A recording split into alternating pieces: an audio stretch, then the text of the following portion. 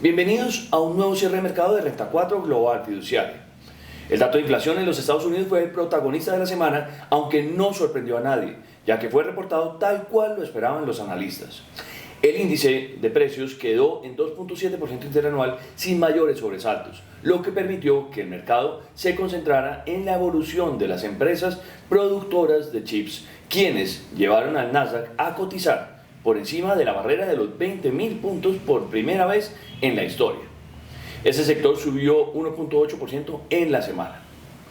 Las bolsas cerraron la semana tranquilas, casi sin cambios, a pesar del impulso del Nasdaq, que retrocedió ligeramente desde el máximo de 20.055 para cerrar la semana en 19.926,27, lo que representa una subida semanal de 0,52%.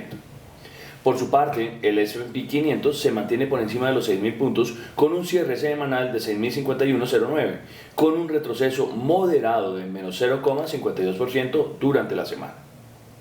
Sin embargo, el índice industrial del Dow Jones tuvo una caída más pronunciada de 1,81%, cerrando la semana en 43.826,06. Cabe anotar que este mes se han registrado ventas de acciones de varios ejecutivos de grandes empresas, con reportes de ventas de Bezos y de Zuckerberg, mientras que Michael Saylor celebra la inclusión de MicroStrategy dentro del índice Nasdaq 100. Con los datos de inflación se mantiene la expectativa de un recorte de tipos por parte de la Reserva Federal la semana que entra, en 25 puntos básicos, aunque se redujeron las apuestas ligeramente luego de la publicación del dato de subsidios de desempleo. Las solicitudes iniciales de subsidios estatales por desempleo aumentaron en 17.000 plazas, a una cifra desestacionalizada de 242.000 en la semana, finalizada el 7 de diciembre, lo que probablemente reflejó la volatilidad tras la festividad del Día de Acción de Gracias. Eso llevó a los tesoros de referencia de 10 años a cotizar en 4,389, equivalente a una subida en tasa nada despreciable de 23.8 básicos. Por su parte, el precio del crudo Brent volvió a operar por encima de los $74 ante la preocupación de un posible endurecimiento de las sanciones en Rusia y a Irán, lo que llevaría a una interrupción del suministro de crudo. A esto se suma la esperanza de que las medidas de estímulo en China puedan elevar la demanda en el segundo consumidor mundial de petróleo.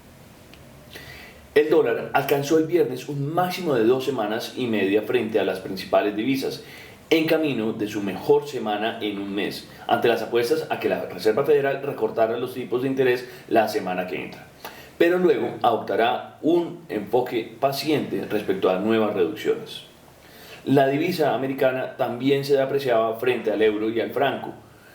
y después de que los bancos centrales de esos países recortaran los tipos el jueves, y también frente al yen, ante las especulaciones de que el Banco Japón renunciara a subir los tipos en su reunión de la semana que viene. Es así como el índice de XY ascendió 0,66% para cerrar la semana en 106,976 puntos. Por su parte, las monedas latinoamericanas tuvieron un movimiento disímil durante la semana a la espera del discurso de Jerome Powell en la rueda de prensa luego de la reunión de la Fed para prever el movimiento que se espera en los tipos para inicios del 2025. El peso colombiano se apreció ligeramente durante la semana, cerrando en 4.317,50. Durante esta semana, el índice MSCI Colcap de la Bolsa de Valores de Colombia tuvo un impulso mínimo y cerró en 1.380,07, sin mayores alteraciones durante la semana. Como hecho importante para resaltar fue la subida de la acción de Conconcreto, que tuvo 2 buenos días en la bolsa, como lo mencionó el diario La República en este artículo.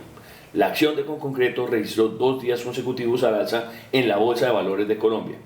impulsada por el reciente fallo del Tribunal Arbitral sobre el caso relacionado con la responsabilidad del consorcio constructor en el colapso de la galería auxiliar de desviación GAD de la central Hidroituango.